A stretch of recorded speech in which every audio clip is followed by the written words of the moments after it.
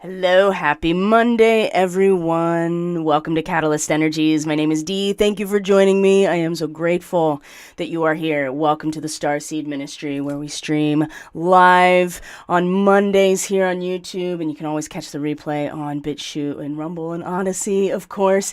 But thank you for joining me. Welcome back, everyone. If you're new here, welcome. Thank you for being here. And we're just going to get right into it. There's no reason to delay getting right into the energies of last week coming into this week. So we're in our second lunar quarter. I'm truly just jumping right in, guys. I hope you had a very good weekend, and not to skip over the warm up, but I have been warmed up for hours this morning, so I'm ready to just jump right into this. And I think that that's probably appreciated on some level, right? We all have stuff to do. We all have aspects of our lives that need our attention, and so getting right to the point, I think, is a good thing here. So we are going to talk about a little bit of space weather. There is some enhancement that it's on its way. We're going to look at the Schumann just a little bit, and some pretty big earthquakes still happening, and another volcano eruption that I really want to take some time to look into. These are all things that happened yesterday. Local time to me yesterday afternoon, of course, but it's really just now that I'm fully engaged with the information and really looking at all the pieces and how they fit together. So I hope everyone's weekend was the moon in Aries, I'd like to say, oh, it was peaceful and calm. And, if you were the type of person that intentionally creates those spaces and looks for opportunities to practice. I think that's really what a moon in Aries allows us to do, is practice finding that inner equilibrium, that peace of mind and contentment. But it's a little inflamed, or in some cases, lots of inflamed with a moon in Aries. So I can say for myself, sleep was a lot more fitful than usual. And despite being very aware of what lunar quarter we're in, the first quarter moon that was in Pisces, we talked a lot about it last week. I went into a lot of the connections to Fomalhaut and Cygnus in the weekly astrology report that is available for membership. And so we went into a lot of the stuff around that. But the concept of active listening can be a little bit harder, right? When that moon is in Aries, for instance, and our desires, our potency, are just kind of rash and very impulsive expressions, or even just feelings that are moving through us like a bolt of lightning sometimes, can be very charged. And what a great opportunity to find that equilibrium and that peace of mind or balance within ourselves, how we project ourselves into the world, how the world projects onto us. That's a big part of this give and take with the moon and what it represents. In fact, that's what we're going to talk about in our next upcoming batch of Catalyst Classroom series and sessions, is all about our moon and Luna and all of the lunar energy that goes along with it. Anyway, so I hope you had a good weekend, but I wouldn't be surprised if it was a little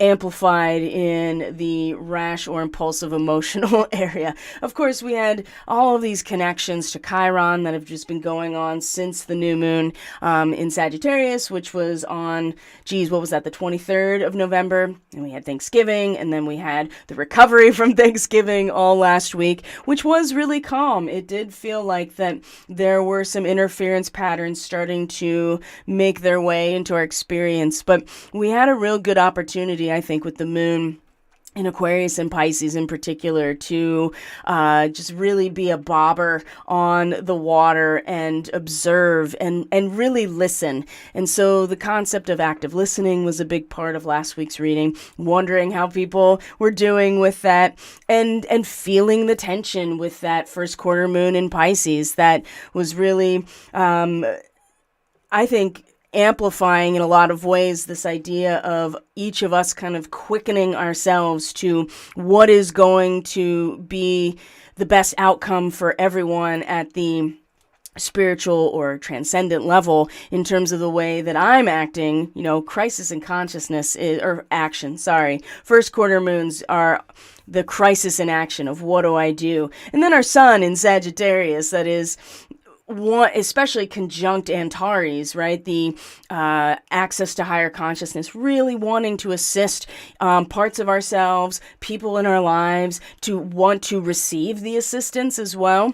And the thing about Antares is that the assistance is really more of the purification experience of the fire. Right? The alchemical transmutation of Sagittarius is really going into the experience of friction that causes a change, or a reaction that causes a change. And you come out different than who you were when you went into that experience. And so there may have been something along those lines coming up too, but I really felt mostly the tension in that square in terms of, what do I do? Do I,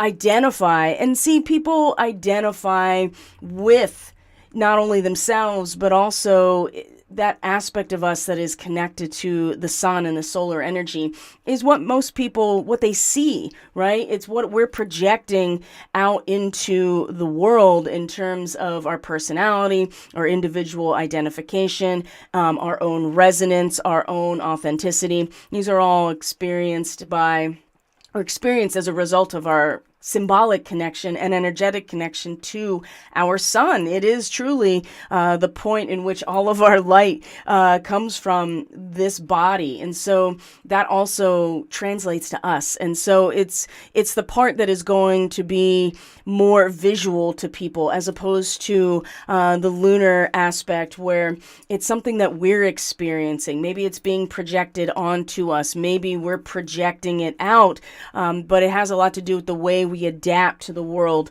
around us. And so I'm very grateful, as usual, to have the moon come into Taurus, because our lunar body is comfortable. She's happy. She's exalted in Taurus.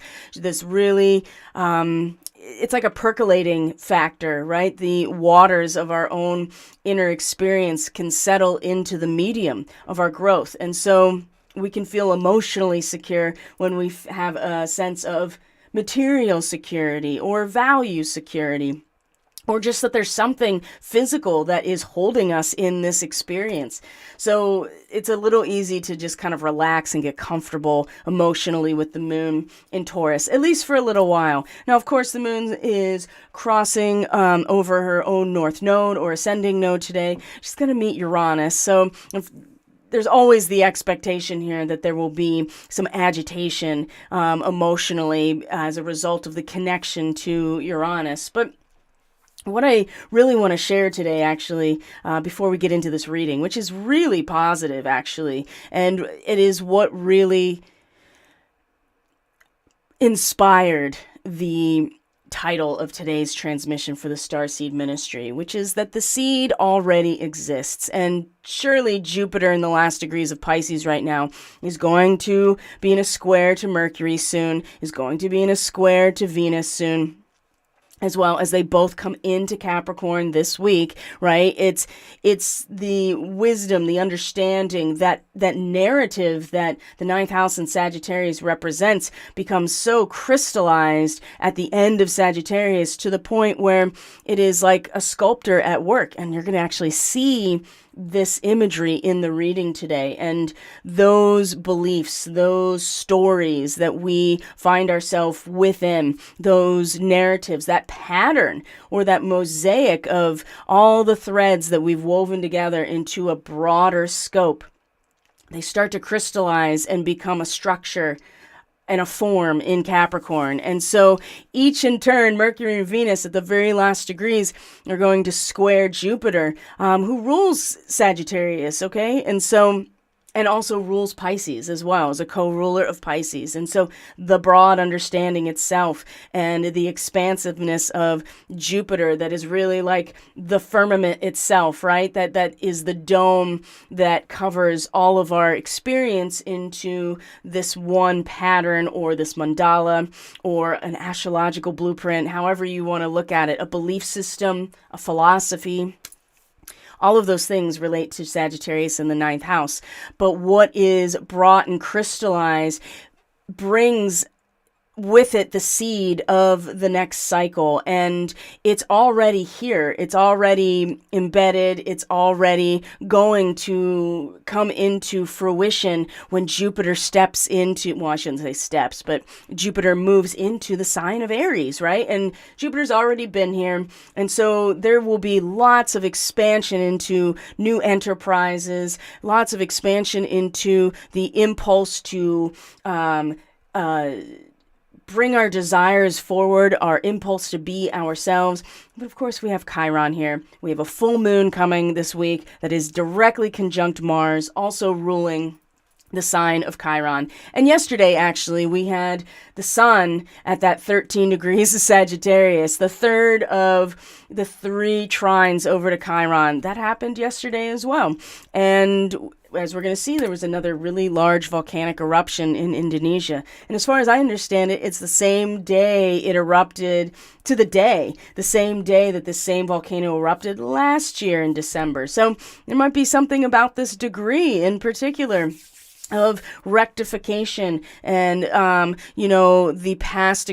experiences of a past cycle that haven't been seen clearly, that are unconscious to us still, being brought to the surface as to purify the expansion into the next cycle. Okay. So you can see that the experiences of the world itself and the experiences in a physical way do have a relationship with what we are all experiencing pretty much in our own lives. And there is a rectification, and we want the past experience to be seen clearly so that we don't bring it into the next cycle, because the seed is already ready to go. It is just like at the very end, like in February, right? All of the growth is going to be happening when the time is right.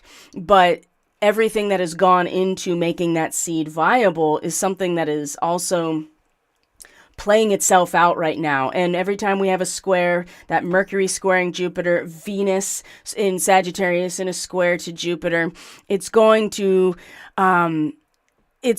bring out a lot of either really confident mental perspective, problem solving, right? Because when we have Mercury come into Capricorn, it'll be that energy of our mind and conceptualization, communication and expression, travel, all of that stuff is going to be much more crystallized, much more focused, much more determined in terms of structures, institutions, power, right? That's the thing that Capricorn really affords a community, is actual power, because of what we bring together that manifests or that finds a form, I guess you could say. And then Venus as well, there's a certain amount of wisdom and an ancestral knowledge, the grandmothers in a lot of ways when Venus comes into Capricorn. But again, it's really going to bring to the surface everything that we, in terms of belief and understanding and wisdom and meaning, right? The meaning that we have been interacting with through our minds and our sense of value and satisfaction, how that feels with Jupiter that represents taking all of this into the next cycle. And it may be, the tension here, I anticipate, is going to be necessary. If there is any tension, it may be more of a really strong confidence that you may have to dial back. You don't want to be too cocky about it, especially Mercury in Sagittarius, because there's a tendency to just, blurt it out or not really process anything before you say it, because it's so swift. And that's not something that Mercury really, that's why it's at its detriment in Sagittarius. It's not about the transmutation. It is really about just staying in the realm of the ideas. And we're going to see how that has been a factor, I think, in everything that we may be experiencing. Now, Mars is in retrograde, right? This new full moon in Gemini is going to be exactly conjunct Mars. So there's such a possibility for a mental maturity and a metamorphosis this week with this full moon of an aha, kind of like, oh, emotionally I see now, or I feel, or I am adapting emotionally because I have full illumination about what is going on in my own intuitive and emotional landscape right now that will allow my action to be influenced by this realization and this transition from a more instinctual or more youthful oriented mindset and actually transform that more instinctual energy into something that is more mature, right? And we'll have some, I think, good guidance from the reading today. So I'm going to just make sure that the stream is doing well. Everything seems to be moving pretty good here. So I am going to, let's look at some of this space weather and just look at some of, just to give ourselves, and many of you already know about this. You follow the same channels I probably do, and you are aware of these different things that are going on. But for those of you who are not usually follow, or this is new to you, or you don't usually follow these kinds of things, I like to go over it just to give you some context, something, easy, or at least simple in terms of being understand or translate a lot of this information. So you can see even just in the last day or so that the Schumann started to get more ripples, right? More amplifications, more activity when it had been pretty mellow for the most part. And then it started getting active again. And even if we look at the actual amplification itself, it's not really loud, but you can see that it's pretty consistently influenced or is reverberating in some way. So we know that that's been going on. And yeah, over the weekend, like I said, it felt, to me at least, it felt, sleep was kind of fitful, and there was a lot of really charged emotions as well in going through my own process of like, well, what do I do? Like, what is actually going to be the most influential for everyone in this situation? And what I found was with just the whole week from that first quarter moon in Pisces leading up to now with the moon in Taurus, it's like if you assist other people, right, in their process of evolution, right, you kind of assisting them to, teaching them to walk upstairs, which is not a natural thing. Right? Stairs are a human creation. And so we have to actually teach each other how to do this, and parents teaching their children or whatever how to walk up the stairs. And so there's the sense of taking responsibility for that in terms of the meaning of our relationships, right? We have to assist each other. But when you do that, how does that influence, what you are doing or I am doing personally to rise to the occasion ourselves, right? And how much more influence does that have on, what is coming in, this new seed, right? But then you find that when you focus on rising to the occasion within the collective unconscious, right? You bring yourself to perform in a way that is not only influencing yourself, but is having a positive impact on everyone else, then you inadvertently are actually assisting other people by way of example in what they're doing. And so there is a tendency, I think, especially strong Sag, and I speak very personally about this, that we so want to assist other people in getting to a place that we are. And the biggest lesson, I think, of Jupiter, which is the ruler of Sag, and Pisces, stationing direct where it did in Pisces, is to remind us that, everybody's at a different wavelength in relation to where we maybe are, where we are, and other people are certainly on the same wavelength, and we resonate with those people. Sometimes there's harmony, but there's also a need to realize that everybody's got their own karmic journey that they're going on right now. And you may not be able to necessarily assist them through your process, but you can lead by example by way of just rising to the occasion in your own life and what that really entails. So I don't even know where that came from, but it came out. So the other thing I want to share here is that you can see the tendency here. This is from the 29th, that there has been really strong KP, index amplifications, or the KP index has been going higher. And I do believe I've heard recently that the sustained geomagnetic disturbance has been sustained and at a level of being sustained higher than it's been in a really long time, like years and years and years. So I find that to be relevant as well, especially since we may be, we don't have another uptick really it's solar activity until probably like February, right? But you can tell that something is shifting on the sun and is starting to literally make waves in some way. So what you do see here, though, is that the solar wind speed has dipped considerably, but the density has been pretty steady. The temperature has been pretty steady. You see this huge drop here in this graph, and I think that there's probably some connection here to the volcanoes and the larger eruptions that are here as well. There was an M-class flare over the weekend. It didn't look like it's really facing us, so I don't know if we'll get a CME or not, but we got this really large coronal hole that is facing right at us. So by tomorrow and certainly into Wednesday with our full moon, we're going to start getting amplified solar wind. And we already have all of this earthquake activity happening and eruptions. And so there's surely to be more on the way. And seeing that the Schumann was really, its amplification was very consistent and disturbed, I feel like something is starting to stir.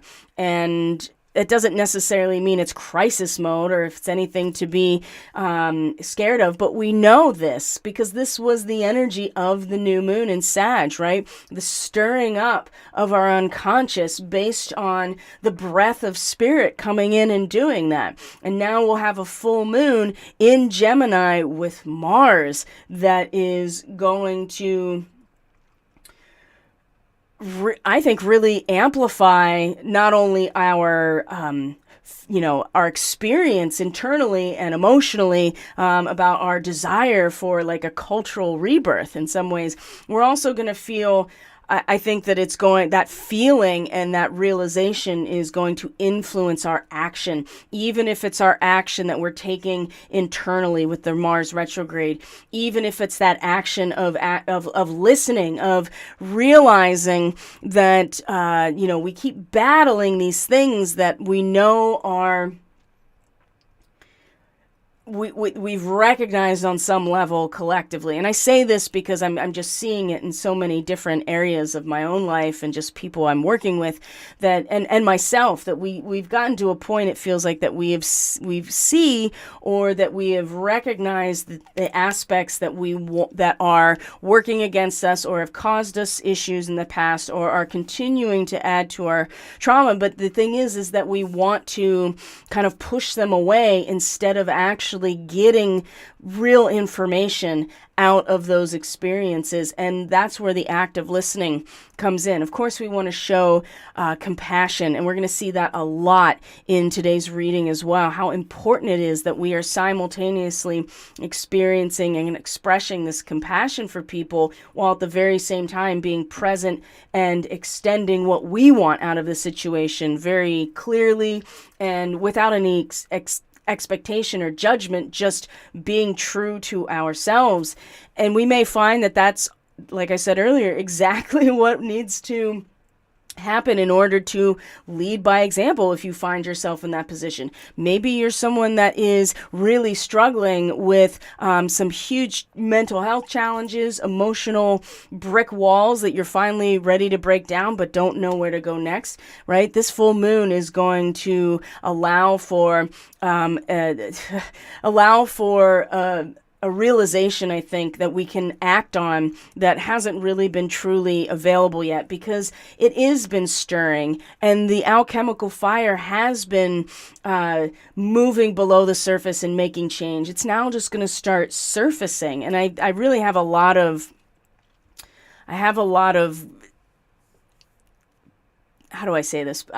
I'm trying to find the right word here that's not just generic, because I have a lot of good feelings about this full moon, but with the retrograde Mars and with Chiron being in Aries, I think that if we have not taken advantage of all of these trines over to Chiron from Mercury, Venus, and yesterday the Sun, I think it may be again, some very emotionally charged and possibly very rash things that are expressed or said, because we are talking about Gemini acting on ideas that aren't fully formed yet, because they're based on maybe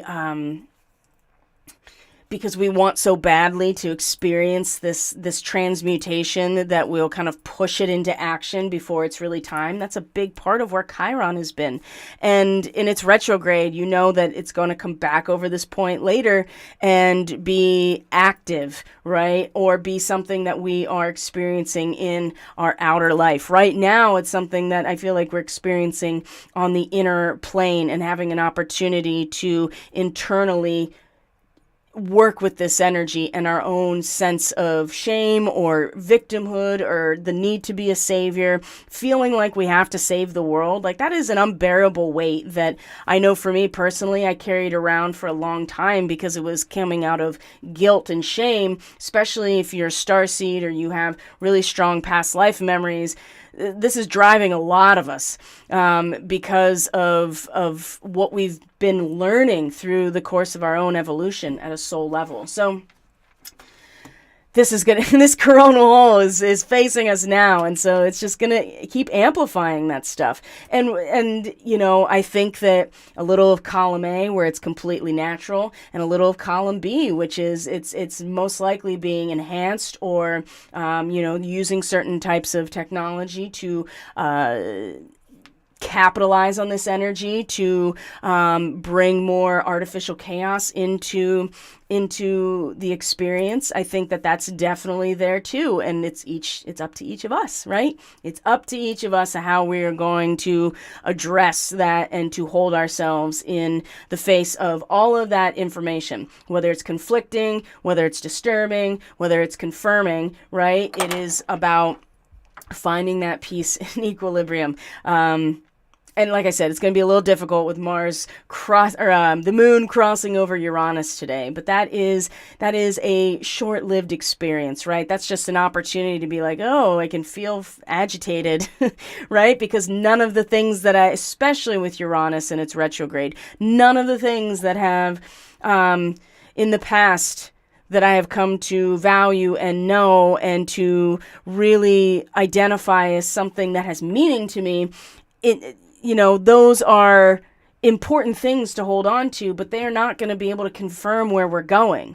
And that can be agitating, and for some people, incredibly emotionally destabilizing. So, but just remember, it's a transitory experience with the moon. She passes over these places, gives us the opportunity to, again, feel into it, listen with our feels, right? Have our intuitive senses pick up on things, and then we move on, okay? So the things I just want to share real quick about these earthquakes and this big volcano is that yesterday during the day, there was a big 6.7 in Tonga, which is Indonesia, okay? And also the same day, you can see that there was a 5.0 Indonesia. This is yesterday. So when we look at this map of Indonesia, this red dot here, I put a pin, is where the Semeru volcano erupted yesterday as well. So if we were to just go out a little bit, right, you're going to see that this general area is where a lot of that tectonic activity and then this big volcano as well went off yesterday. And look how close it is to to Australia. I love that.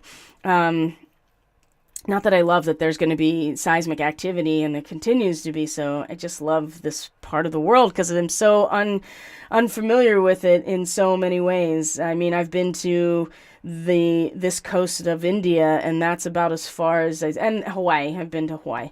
So, but yeah, this is the volcano. There was the 2 earthquakes, and there is, I mean, we're still on an earthquake watch, right? I mean, there is a lot of geomagnetic disturbance, and there is more on the way, and there are connections there with the global electric circuit, with our weather, and with the seismic activity. So, but there's always the possibility that's worth considering, that these types of natural potentials that are coming from our sun, for instance, are being capitalized upon in order to influence some of these things that are natural. So that's something to consider as well. And how it impacts us is something that we are going to have to figure out through our own processes, our own sensitivities, through what it is that we pay attention to, basically. So I'm going to bring up the reading for today as well. Let me take this window away. Today's reading, and there we go. You don't see me doing this. I'm queuing it up for you. So there we go. All right, guys, I just want to check in here. Oh, hi, Megan. I just checked it with the stream, making sure everything's good to go, and I see you on there. Happy Monday. I'm glad you're here. I hope things are going well for you. You sound very busy, which is probably a good thing. So, but it's good to see you here. So we're going to start with this reading with the Prince of Swords, and there's 2 princes back to back. One is upright and one is reversed. So right here in our cause and effect relationship and the heart of the matter specifically, we have this younger,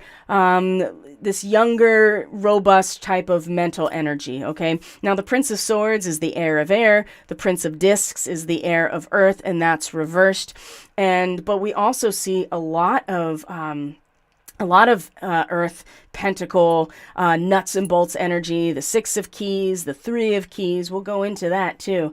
We have another 3. We have 2 3s on the top as well. So we have 3 3 3 in this reading, and then we have a 6. So those are really they're very balanced. They're very harmonious numbers in numerology. There's a lot of potential. There's a lot of activation here. There is a lot of stability, okay, in this reading. And then we have the passion or lust or strength, depending on what deck you use. But in the Thoth deck, it is number 11, and it is Venus and Leo. So what I mean, she's pushing that the energy of our own, that seed. It's almost like she's pushing it up out of the ground. And this is in a lot of ways about not so much taming our animal nature or our beast, so much as making the most of it. Unconditional devotion and joy and charisma and optimism and courage. So we'll get into that. So we're coming from this with like kind of our minds fighting itself, okay? And we get to this heart of the moment where there is a strong identification with and a sense in our heart space of industriousness, of like building things and having things grow and having structures, or like I say, the nuts and bolts, the discs or the pentacles, the coins, whatever symbol, whatever element you choose here. The idea is that it represents the nuts and bolts, the physical aspects of nature. So, obviously resources, but our physical health as well. And the prince is, again, using the mind and the mercurial realms when it comes to this. So oftentimes this Prince of Discs will be very thoughtful and industrious, but also very patient and moving at his own pace, and is very good at problem solving for real issues. But also in its reversal, there are some things that we need to watch out for, especially as we are coming from a place that has been a lot of thinking for thinking's sake, right? And there's a battle between us and our own ego in a lot of ways. So let's actually start. I want to start there with the Prince of Swords as our causal factor. And I think many of us can probably relate to this, and I'm sure seeing it a lot around me as well. So you're full of plans and ideas. You're a wellspring of creative thoughts, right? The Prince of Swords is us or someone in our life, or is a representation of the representation of this person. And there's a lot of intelligence. It's a very idealistic and intelligent individual, right? The heir of air. Throwing yourself into the research, right? There's a creativity and a mastery of words with this individual. And something that I read that I really, really liked was pulling the sword out of the stone.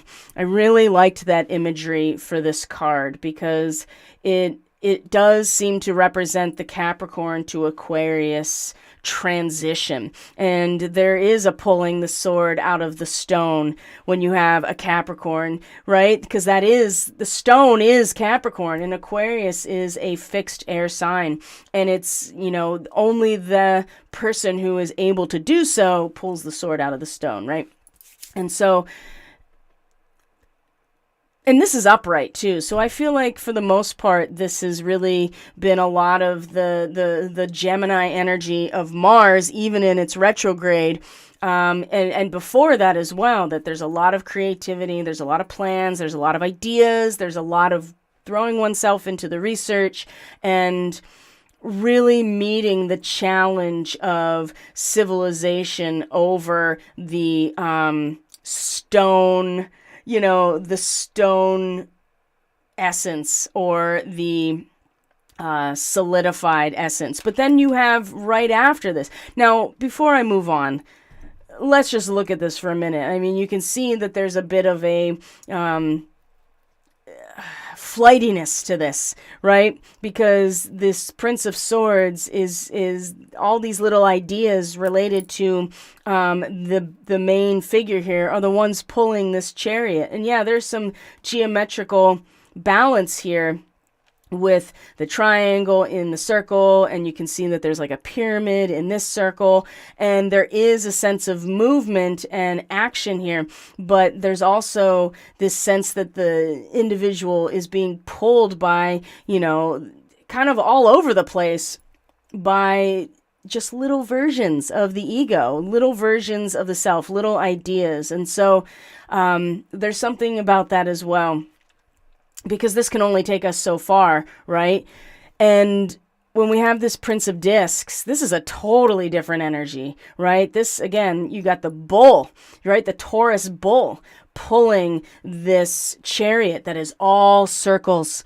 It's all circles. Look at it everywhere. You also see the face of the prince. There's no sword in his hand. There's a staff. There's a globe in his other hand, and he is completely naked, right? There's no need for any type of armor necessarily. And just spheres everywhere. There's a lot of femininity to the earth energy with this. And then you have the prince or the mercurial spirit being the problem solver in this way. So, it's Aries to Taurus in a lot of ways. So again, stable, industrious, thoughtful, inventive, right? Earth puts the brakes on the endless ideas of this Prince of Swords, okay? Here's our Prince of Swords just getting, just led by just our mind, right? Which can only take us so far. But then we have the Prince of Discs, which is grounding these ideas into something practical that actually can be built or grown or developed or crystallized. But there is this sense, look how thick. There's a lot of thickness to this as well. And a responsibility that this individual has with this globe in what would be his left hand and this staff. And so There's also a sense of solidification here, obviously, because we're talking about the discs. So when this card is reversed, the really dark side of it is to be stubborn and corrupted and dull and cold. There are multiple references to phlegm here, and I thought that was interesting as well, since we feel a lot of that, especially this time of year up in the northern hemisphere, and really just whenever the seasons change is when our detox goes into overdrive. And we are changing internally as changes are happening externally. And so things like phlegm, people are sick and they have a cough and they have a cold and they have the flu. So there's something about the stagnation that can happen when this is reversed. There's something about dullness, right? There's not any fresh energy here when it's reversed, and being very cold as well. And I think that when we are accustomed to and functioning in a way where it's just our minds running the show, it's just our thoughts pulling our chariot, and then we have the earth element come in and ground that energy, we may feel that we are stagnant, or that we may be really stubborn, because it puts the brakes on all of this endless thinking about things. And I don't think this is necessarily a bad thing. I think that it can lead to feeling kind of like, oh, there's my reality check. I had all these ideas, but really, when you look at the rest of the reading, it's really favorable to building and growing and abundance. The Six of Keys, I mean, we just had Mercury cross the galactic center last night. It's still within a degree or two of the galactic center right now. And for those of you who are into Sabian symbols, sculptor at work, that is the Sabian symbol for 27 Sag, which is basically where the galactic center is relative to us. So in crescent moon, we're also, coming into that phase. We've already passed we're in that phase. We've been in that phase. We're getting to the full moon. So it is waxing right now as well, towards this full moon in Gemini with Mars. And this is about being ready to receive. There's increase in abundance and growth. There's opportunities for fulfillment, and it's really clear. Just keep doing your work and be ready to receive, because that's what this individual is doing. The moon is waxing. It's not full yet, but this person is working, shaping their contribution to the world, and projecting themselves really, or their ideals or their vision into what they're doing. And this, at the root of things here, I think is really favorable. So even though we've come at it from a place where we may have been driven solely by the mental realm,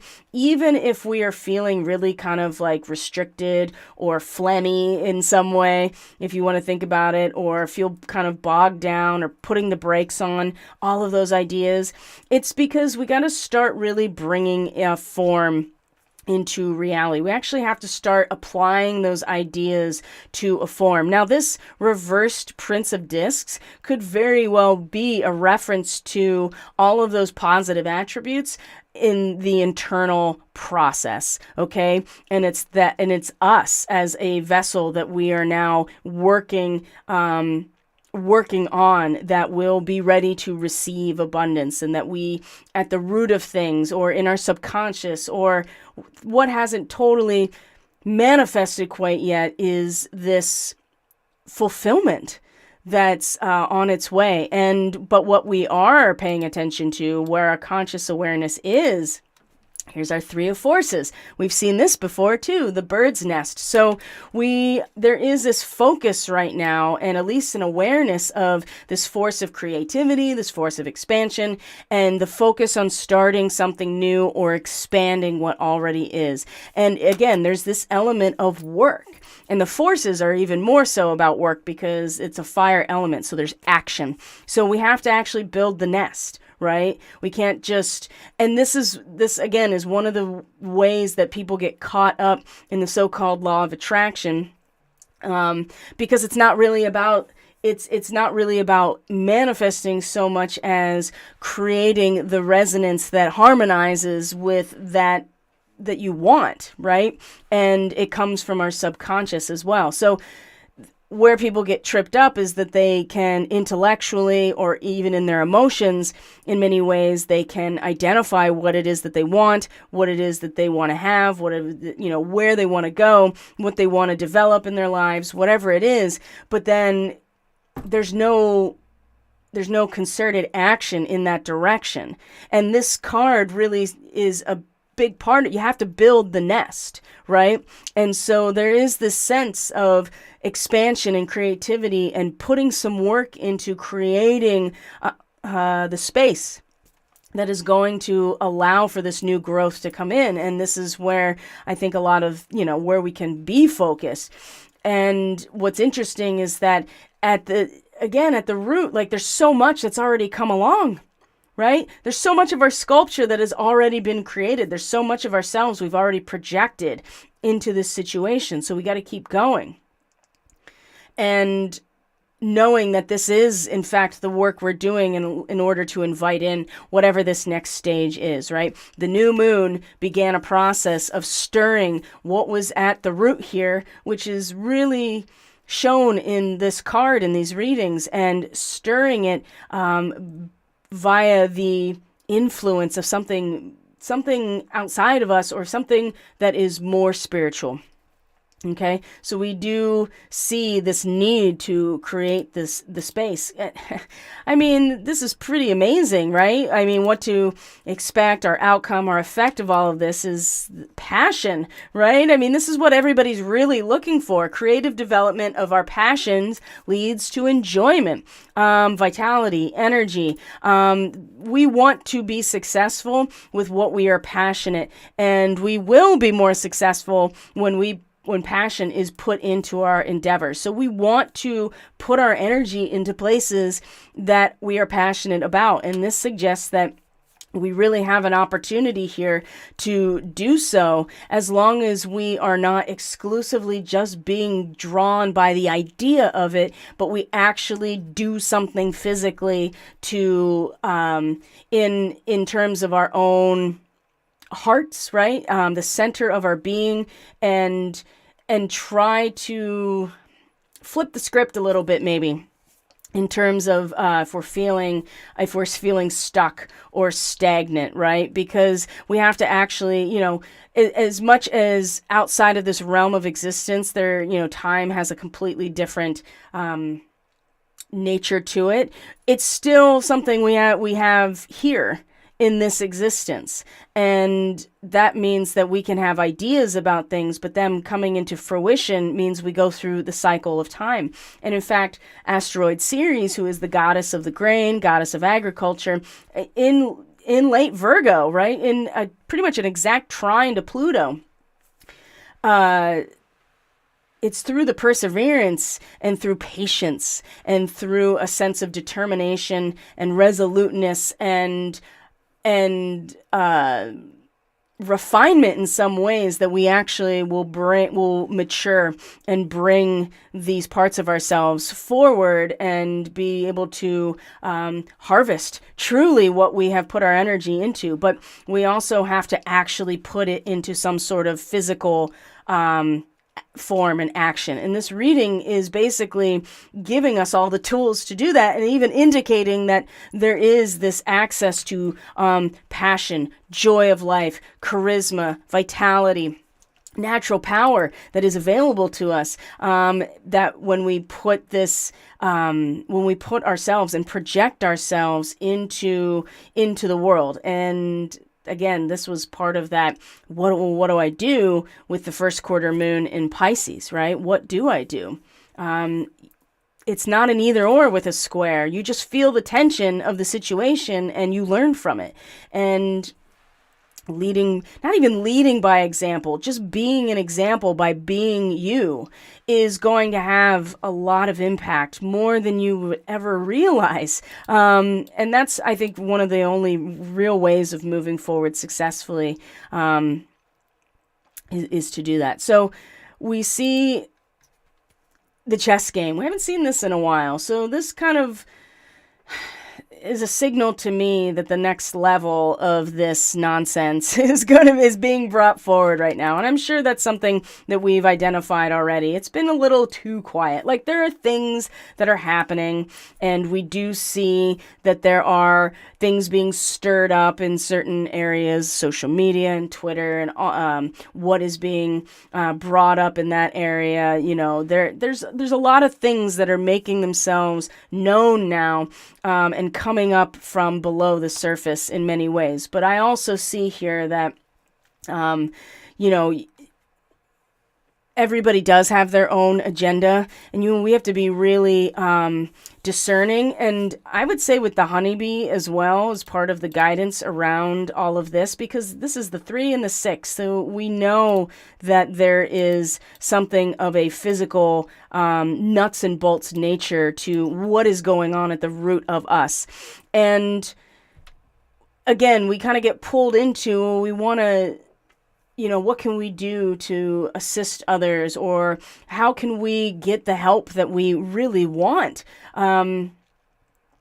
How do we find that transformation if we're really struggling and got to get out of this funk, right? There's people I know that are this right now. They are stagnant. They are in a really bad rut right now, and they have been using just their own mind up to this point to manage and mediate their entire existence, which we all do, right? Our nervous system, but they feel stuck and they can't get out of it.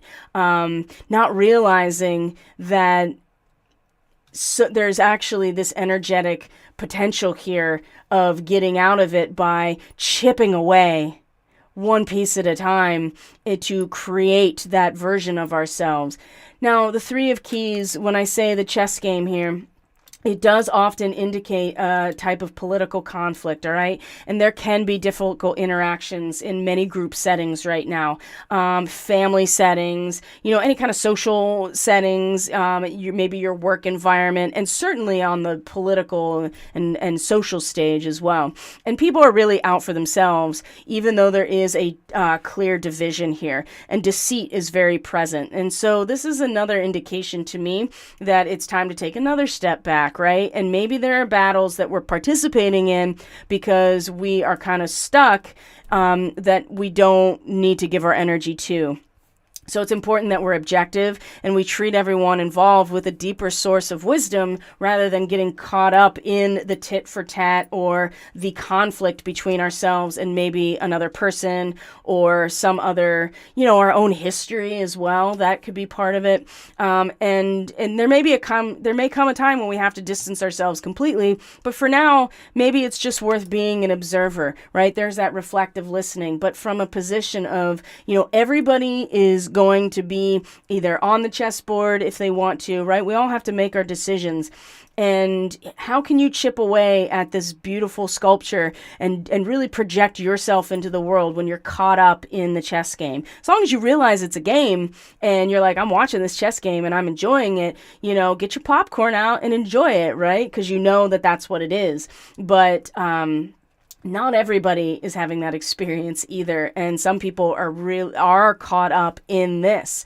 And the honeybee aspect, I think it's about being compassionate and forgiveness and allowing it to be the top priority. And the other thing too is to allow people, it's like being empathetic to people's suffering without taking it on, which is the biggest challenge of being an empath is like, how do you feel people's emotions without bringing them and taking them as your own? Because when you feel other people's emotions as an empath, you're already having those experiences in your field, right? In your Merkaba, your aura, whatever. Energetically, you've already experienced them at a level that is intuitive and kinesthetic and energetic. So that's like the next level, right? How do you take those experiences in? And if you're in the healing arts at all, especially like energy work or massage or acupuncture, any of that kind of stuff, or a reader, you already know that this is primary to our self-care is how do we have these experiences and for our clients, and then also be able to flush them, to slough them off or not have them impact how we feel about ourselves in our experience, right? And that's, everybody's got their own process, and I'd love to hear what people do, or if you have any suggestions, or for me personally, it's making sure that I'm going out into a natural setting, that I am, you can do all kinds of stuff. You can take a bath, you can use certain essential oils, you can use certain crystals or rocks to clear out your field. Citrine is amazing for that, especially because it never needs to really be cleansed itself. It just is a perpetual cleansing stone. It's a type of quartz, so those types of things.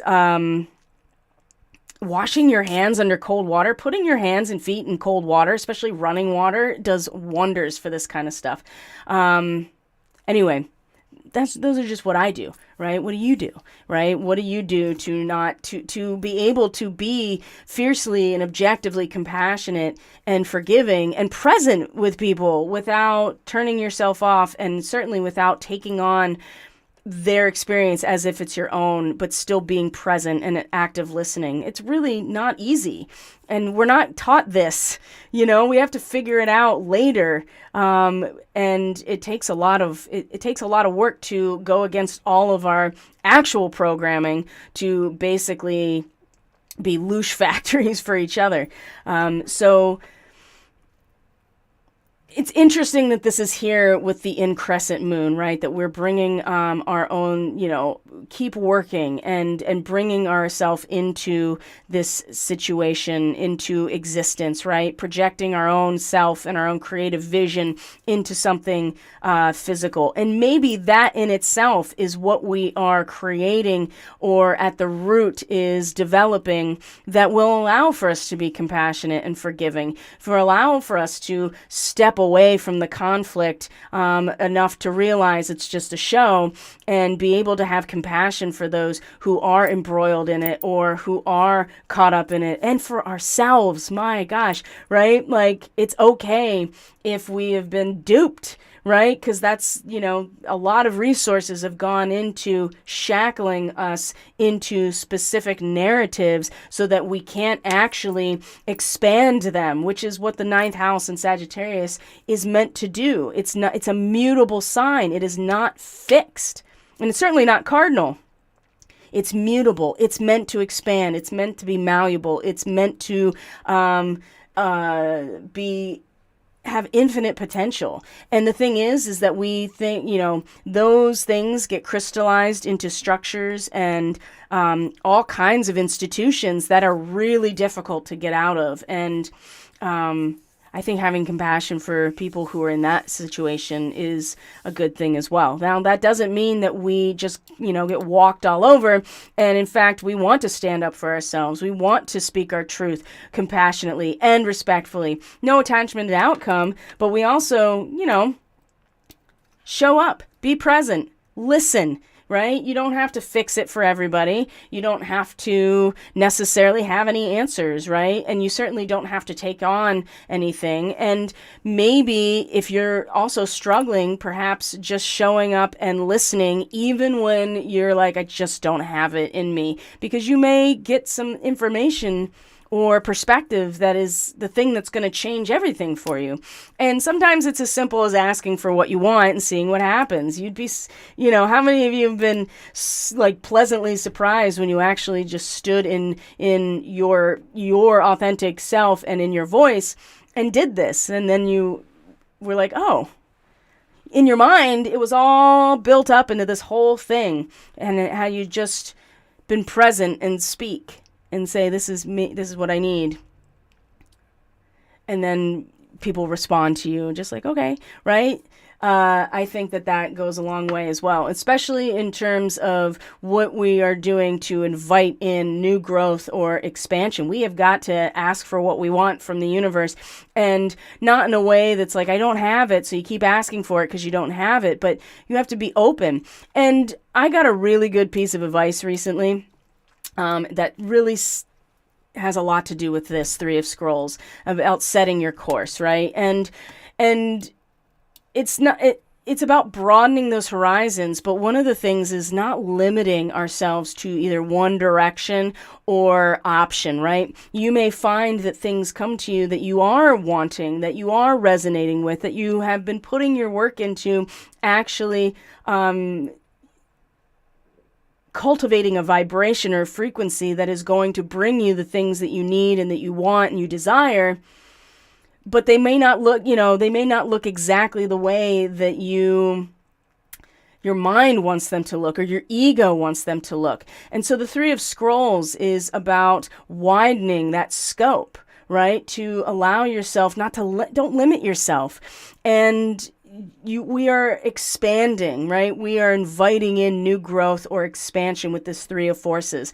And it's important to be very firm with ourselves and stand in truth about who we are and our authenticity and put that out there without expecting anything. But we also don't want to limit ourselves in terms of how it comes back to us, because we may find that something is we would have never envisioned it at all had we had this limiting scope here, right? And so you don't want to put that limit on what otherwise you are bringing towards you, or in the case of the Six of Keys, what it is you are projecting of yourself into the world, into a physical form. I think that widen your perspective. Don't limit yourself. Opportunities are greater than what you see right now. And how can we ever expect to grow or to give ourselves new opportunities for growth and challenge if we stay so focused on this really limited perspective? But we do, that's the other thing. We have to be present. That means we have to actually intend for these things to come into our lives or to be at that resonance. We can't just be passive. Well, we can. I suppose we could be passive about it, but then you are just leaving yourself open to substantiating somebody else's unconscious or somebody else's vision of reality. And that's a really good segue into the astrology, actually, because Neptune has just stationed direct. And one of the things that, as much as I love this energy, and it gets, it's going to get real spiritual. It's going to get really just like, right? But it's also going to get very foggy, and it could get very confusing, and not knowing which way is up or down or where we're oriented with our boundaries is going to start getting a lot more challenging, which is why widening your scope is probably a good thing, because if we're expecting to have that linear visibility in this one direction, I have a feeling that we're going to be really in trouble when the fog rolls in and we're trying to set a course based on that, and we're like, I don't know where I'm going now. So, and the other thing that happened yesterday, I'm going to bring up, is that Venus was in a square to Neptune, now direct. So let me bring up the chart here. And that there will be a square from the sun to Neptune as well. So the other thing is, when you have this square from Venus to Neptune, it all, and I spoke about this already on some video. I don't remember where it is. One of the things is that it's really easy to kind of like get your feelings hurt a little bit, or to feel like your sense of value doesn't matter when you have a Venus square Neptune, because Neptune in Pisces especially is just, now that it's direct, is just dissolving everything it touches, and it's all part of the collective unconscious. And so when Venus represents our sense of satisfaction, of value, of meaning, and in terms of relationships, in terms of projects, in terms of resources and materiality, and comfort, in Sagittarius, I mean, it's all about the belief system. And we could I feel like it's really can be very challenged with a square like this, where it's time to start materializing and substantiating that which we are giving our energy to in order to substantiate. And we want to maintain a sense of our own integrity. And I think that's a good thing. I think that's an important thing. I think the boundaries here are actually important with Neptune in Pisces now direct. That is like, what boundaries? There are no boundaries. Everything is everything else. And this is how you experience forgiveness and compassion. And I totally love this from Neptune direct, right? Those things are going to get really enhanced, and it's going to get real kumbaya-like, especially since Jupiter is still in Pisces. And I plan on enjoying that, especially for Christmas time, right? Regardless of what you think about it. Actually, there's a really good lecture by Manly P. Hall that I just listened to. Some of you might have already listened to it if you're following there's a channel on YouTube. I'll post it on social media. If you're interested, maybe I'll do it in the community tab here on YouTube. That is just about a way to reframe our perspective around that. Because one of the conversations that's been happening in our private Telegram group for membership is around, just like what's going on with Christmas, right? Like how it's conflated with Christianity, but there's all kinds of other connections to it. Like what is going on with Santa? What's going on with Saturnalia? Why are these things all brought together? Everybody kind of having their own questions and thoughts and feelings about it. And I really liked the way that Manly P. Hall is just incredible. Lecturer and writer, and just so knowledgeable, and I think so wise. And I don't care that he's a 33rd degree Mason.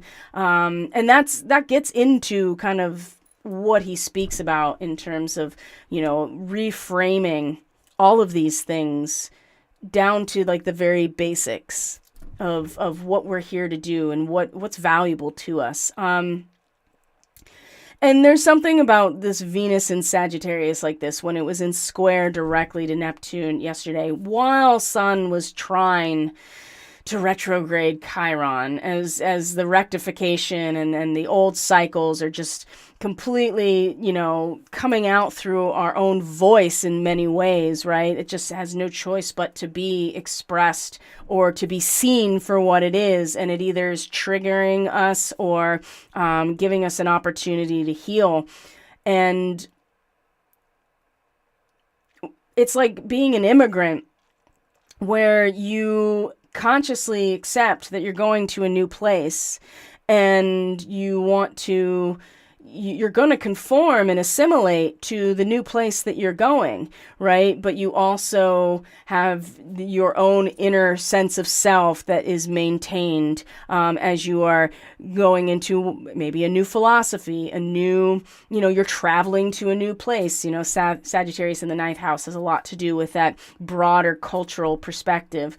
And Neptune, now that it's direct in Pisces, is going to really challenge us in terms of that. And that's why this polar bear energy, I think, is really crucial to moving forward, that we know who we are, that we put it out there really clear if we need to, and without any expectation. That's the other thing about it. And but also in truth, right? And being present and being respectful and compassionate. And as much as I love Neptune in Pisces right now, it really is going to make it a lot harder to maintain boundaries of self as we are the confusion, the fog, even just the dissolution that Neptune and Pisces, these are large energies that are not something that we have any personal control or even connection to. They are very large, transpersonal,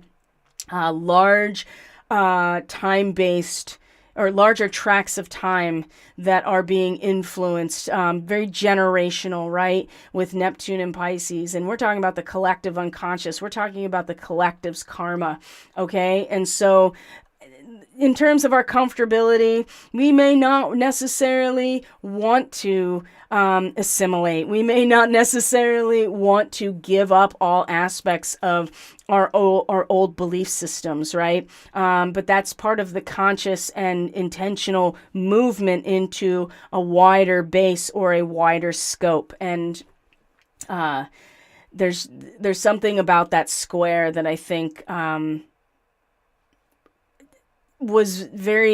gave us the mutability of Sagittarius and Pisces, I guess I should say, is allowing a flexibility to find a comfort zone somewhere else that maybe we hadn't thought of before, because now we are being challenged to give of ourselves in a way that is substantiating some sort of ideal, right? That Neptune and Pisces. And so we don't want to lose ourselves either. And that's what's going to happen with people who are absolutely just consumed by the fog of war or the false illusions of Neptune and Pisces, right? And certainly their own karma. Not everybody has succeeded, and that's part of Pisces too. That's part of the martyrdom of Pisces, and the way that people just kind of give in is that, you just have to surrender to the situation in its entirety.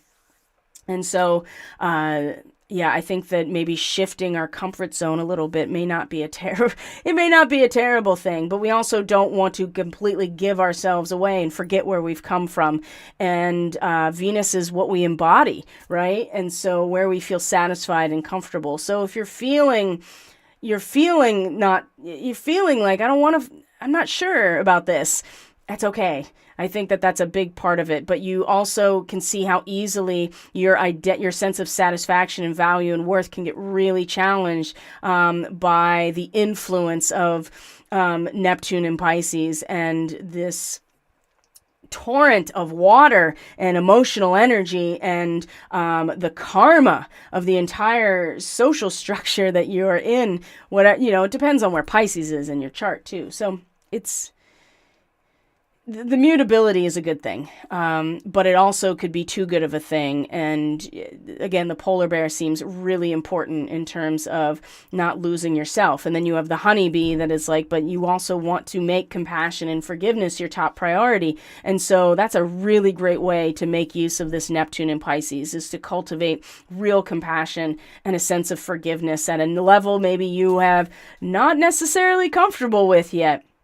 It's possible, right? We want to stay firmly entrenched in our belief system. And the dark side of Sagittarius is dogma and self-righteousness and some severe judgment, which really will solidify and crystallize with Mercury and Venus coming into Capricorn in a way that you can't undo it.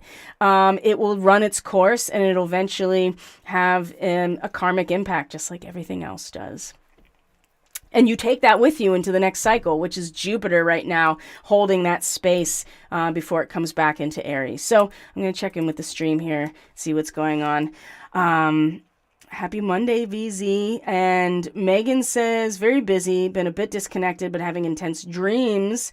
Wow, woke my husband up screaming last night. And one of my dogs is acting super needy and anxious. Yeah, my cats have been super spicy lately. Actually, I'm going to share an experience. I wasn't going to share it. I try not to really put a lot of my own experiences too much out there. I want to leave some things for me. But since you brought up about sleep last night, and of course we had the earthquakes yesterday, we had the volcanic eruption yesterday, we have the Schumann being, right? We know there's more solar wind enhancement on its way. We know things have been stirring under the surface and they are coming up now. And so lots of fears, right? Lots of subconscious issues surfacing in the dream state where they can easily surface. But I definitely, I don't know if anybody else has experienced this. I had, when people talk about either abductions or disappearances or anything like that, they, regardless if it's consensual or not, they will often talk about lost time. Well, I had an experience last night where wasn't lost time, it was gain time. And there was a lot of fitful sleep, and I woke up I woke up to many times, but at one point I was woken up by one of my cats, Malcolm, and she's very reserved and calm and not very spicy of a cat at all. Her brother's the complete opposite. And so she was waking me up, like pawing at me and like really wanting to snuggle. And I looked at the time, and I really was sure it said 2:45 a.m. And I was like, oh, that's weird. Because she's not like that at all. And so she came and like snuggled me, and I started petting her, and then I started doing Reiki, and then I just kind of drifted to sleep. Well, then I woke up again, what I thought was later, and I looked at the time, and it was 2:45, and I was like, okay, it's very possible that I didn't see it the first time correctly. You know me, like I'm just going to be like, well, that seems more likely than anything. But I also realized that my shirt was on backwards, and I know that I didn't do that before I went to bed. I usually will wear this onesie. I'm super into onesies. Like fuzzy onesies with hoods. Like it's like one of my comfort things. And so I wear it to bed, but then it's just too hot in the middle of the night, so I take it off. And that I know for sure I did. But my shirt was on backwards, and I know that I didn't do that. I didn't go to bed like that. I know for a fact that I didn't. And so I am like, did I go somewhere? Did I go somewhere? I have no memory whatsoever, like none. But the time thing, and then the cat being really like, hey, I want to be near you, and taking your, really receiving the Reiki energy pretty directly. And then the disheveled clothing, I was just like, did I go somewhere? I'm pretty sure that I did. And like I said, I'm very hesitant to share that publicly, but since Megan brought up her experience, which, I've woken up screaming too, in the last couple of weeks, like screaming. So there's a lot coming out as well, but I feel a lot of support in the way that we are our guidance, our support systems, maybe you're actually physically going places and being physically enhanced or having an experience. There does seem like that every step of the way, when we ask or we're open to that assistance, it's definitely there when we actually need it. So I hope, Megan, you're feeling better. That's a really terrible dream. And I've had similar nightmares about things like that. And I hope you're doing better. And thank you for sharing. I mean, that's pretty personal. And I thank you for putting yourself out there for those who may be going through similar things right now. Especially with that sun in a trine to Chiron. It's no joke. It's no joke. And the ways that we may, blow our top or try to force something to change before it's truly ready. But I feel like there's a lot of truly ready. There seems to be a lot of truly ready now, and there's just a lot of seismic activity right now that seems to also be corresponding to that at a macro level. So we may also see this come out in the public sphere. And like I said, we're already seeing it in a few ways, but we may see something more dramatic as we move through this, especially the full moon conjunct Mars. I mean, that is certainly, especially with all that solar wind that's, really start hitting us by then, we could definitely, it's definitely potential, right? To have a very loud and very output type of energy, emotionally, or to have that realization. And a metamorphosis comes from some sort of, rapid, moment of change. And actually, if we this is I think this is the average Lilith, like the mean Lilith, not the true oscillating apogee. But even so, you can see that she's the average of the lunar apogee is still opposite Pluto. So, there's a lot of Procyon vibes still going on, I'd say, with all of this, and the ways that people will have a knee-jerk reaction to things when they don't feel safe, or they feel like that they are in danger, right? And, maybe that's part of the dream that came out for Megan, right? Is the way that our subconscious communicates these raw experiences to us, through the imagery that makes the most sense to us. So maybe you're having these types of dreams. Maybe you're being taken away. And maybe it's not consensual. Maybe it is, right? And these are all valid experiences as far as I'm concerned, because most of our experiences are subjective. There's very little in this world at this point that is truly, truly objective, but that's just my opinion. So everybody's experiences are valid data points in understanding this whole pattern. So anyway, we could go into dream interpretation all day with all of this stuff. So I'm just going to leave it there for now. So a couple reminders here is that we do have our full moon on Wednesday. So Gemini, your lunar transit forecast not only is going to be posted on whatever platform you're watching this video on very soon, but also you are able to book the lunar transit forecast at the sale rate. Of course, if you are a paying membership or you're paying member through Subscribestar, you have access to the sale rate no matter what your sign is for the lunar transit forecast. But Gemini, just know that yours is coming. And also, too, what I would like to share is that the gift exchange season is upon us. And so I have a couple of opportunities and offers available for people. So if you want to know when that is being presented, you may want to get on my email list or get on social media, or if you're on YouTube, it'll be posted on the community tab when the gift exchange starts and what all the parameters are. I love doing the gift exchange.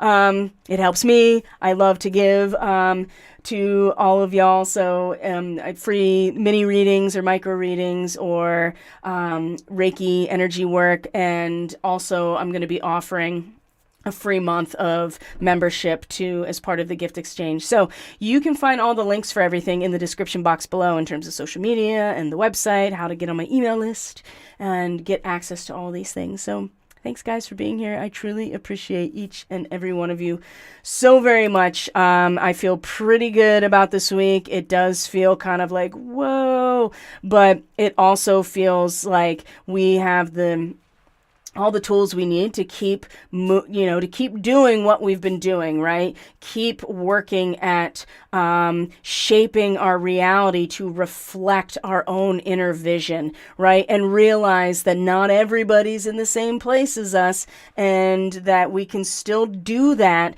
while making compassion and forgiveness a top priority in our situation, because that's going to take us so much further than just about anything else at this point. So I'm going to check in with the stream real quick, make sure everything's good to go. Thanks, guys, for being here. Don't forget to hit the like button. Make sure you subscribe if you're not subscribed, because if you value this information and this content, chances are somebody else will, and that really does actually make a difference in terms of the growth of this channel. Comment if you want to share any of your experiences with us, and surely share this content, because again, it does inform the algorithm overlords that you find this content valuable. So thanks, guys, for being here. I will see some of you sooner than later, and I'll see you next week on the Starseed Ministry on Monday. Take care, everyone. Bye.